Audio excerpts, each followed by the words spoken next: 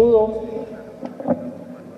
ante el Honorable Congreso de la República en cumplimiento del deber de presentar informe que corresponde al Gobierno. Además, comparezco por constituir la representación nacional una tribuna apropiada para dirigir un último mensaje en mi calidad de mandatario de la Nación. El informe, por su volumen y prolijidad de contenido, ha sido rendido por escrito en esta sede parlamentaria. Se ha ordenado que copias de dicho documento sean enviadas a sectores importantes de la sociedad civil y política del país. Asimismo, con respeto al derecho ciudadano a la averiguación de los asuntos públicos, también esa memoria se ha colocado en página electrónica. Es la memoria que ya hemos entregado.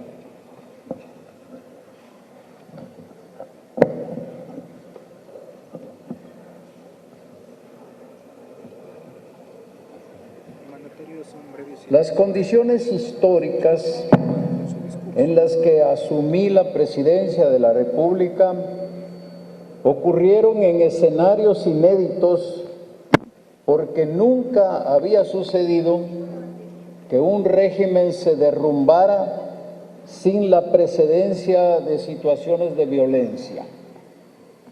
Tampoco antes la caída fue causada por la presencia multitudinaria de una sociedad movilizada por sí misma, sin dirigentes ni caudillos que identificaran una corriente partidista o una visión ideológica.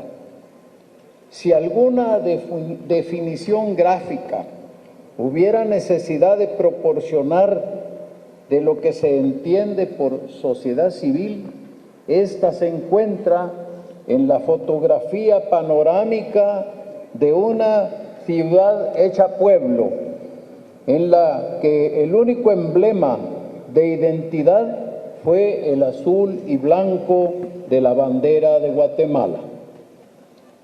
Si algún compromiso tendría que asumir frente a esa congregación popular expresada en toda la geografía nacional, radicaba en el correcto entendimiento del clamor del pueblo, el cual no transmitió nunca bandería de partido ni radicalismo de clase social o económica, sino un claro mandato: gobernar con honradez y con decoro. Optar por esos senderos no podría ser una alternativa difícil. Creo que ser honorable no es nada más que obedecer el dictado con que se nace y tener en cuenta las lecciones que nuestros padres nos inculcaron en aquellos tiempos en que el respeto a su palabra y su ejemplo era más que una obligación, un deber moral. No tiene el individuo por qué jactarse de haber sido honesto, aunque sí lo tiene para agradecer que en modo alguno lo hubieran colocado en la tentación de probarse si en realidad lo era.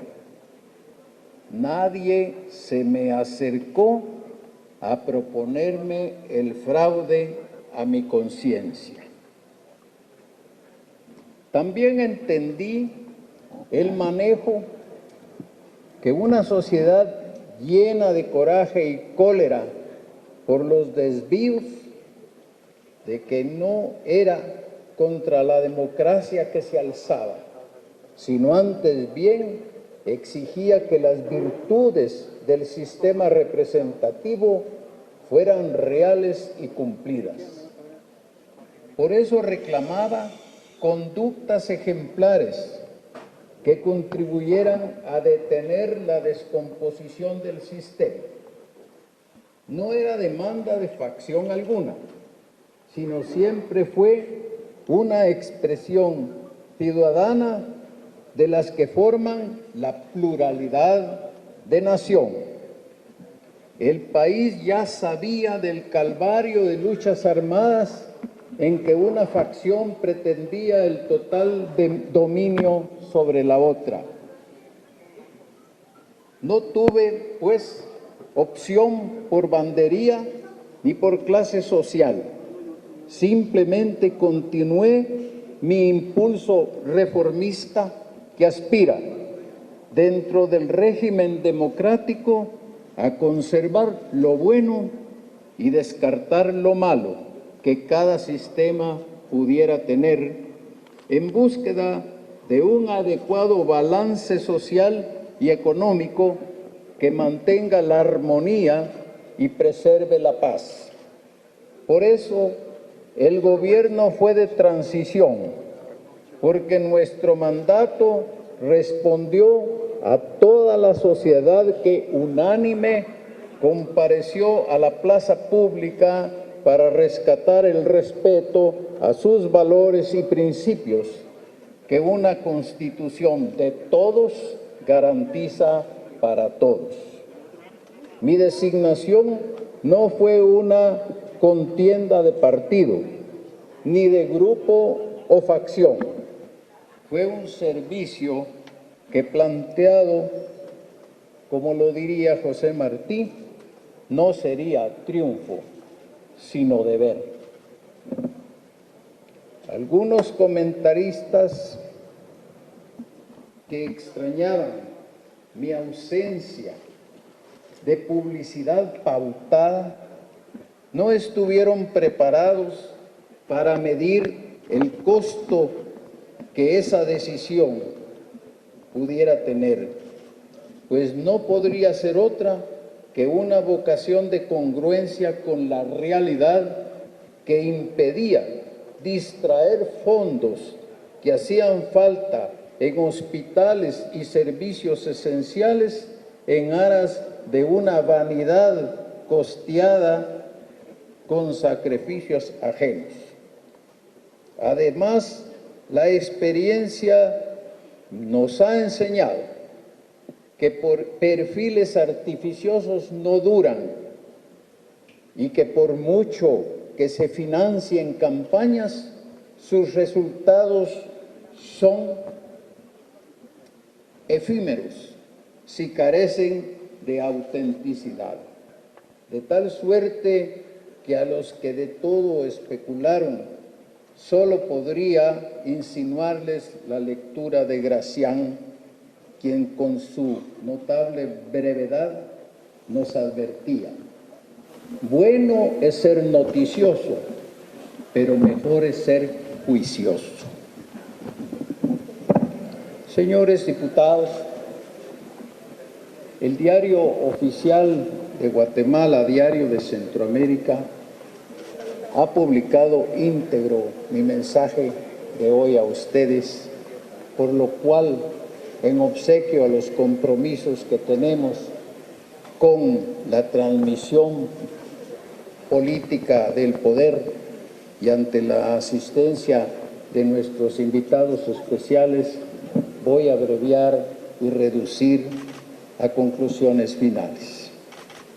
Honorables congresistas, este mensaje no podría cumplir con un mínimo de coherencia si omitiera aludir a dos problemas graves que en esta época no se justifica que aún persistan con la intensidad de su descuido.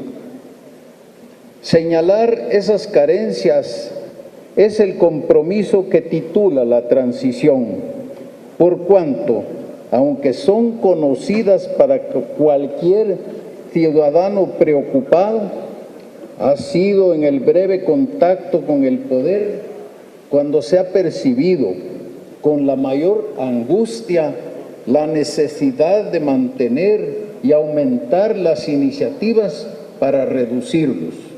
Son estos la pobreza y la violencia. Fue en este gobierno que se dio a publicidad los resultados de la encuesta nacional de condiciones de vida 2014, trabajada con suficiente tiempo anterior, que remarcó datos de pobreza y desigualdad. Esas condiciones se reflejan entre grupos sociales y entre regiones geográficas. Así es evidente que hay distancias entre los sectores indígena y ladino, siendo en el primero en donde se hallan los índices más graves de las carencias educativas y económicas. Igualmente, se marcan mayores deficiencias en las zonas rurales que en las urbanas. Respecto de los grupos de edad, es indudable que son los niños los que más la sufren. Esos niños que desertan de la escuela para buscar medios que coadyuven a aliviar la indigencia de sus hogares. Frente a esta realidad de la pobreza, se deben asumir posiciones definidas que tiendan, con medidas de corto plazo, a disminuirla y las de largo plazo a erradicarla. Por cierto, no se conocen fórmulas que la eliminen con retórica. Así lo percibió el escritor argentino Marco de Nevi, sintetizando: frecuentemente la llamada justicia social consiste en dar a quien pide algo en concreto, por ejemplo, un pan, algo abstracto, por ejemplo, una ley sobre el derecho a pedir pan. Eso dijo de Nevi. Esto es, que se proclama la garantía de la gente a pedir empleo, pero no para encontrarlo. Por el otro lado, de la misma crisis, aunque las calificaciones de violencia criminal apuntan hacia una ligera disminución, los porcentajes siguen siendo ominosos y por ello comprometen a mantener activos todos los factores que tiendan a combatir el crimen y a lograr la rehabilitación de delincuentes, actuando en especial con medidas preventivas.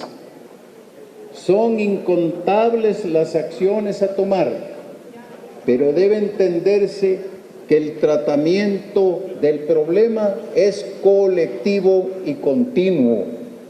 Concierne a todos y a todas las áreas del Estado y no debe ignorarse, porque el crimen se recrea en su misma impunidad y se fortalece en la medida en que los operadores de su prevención se debiliten o se descuiden.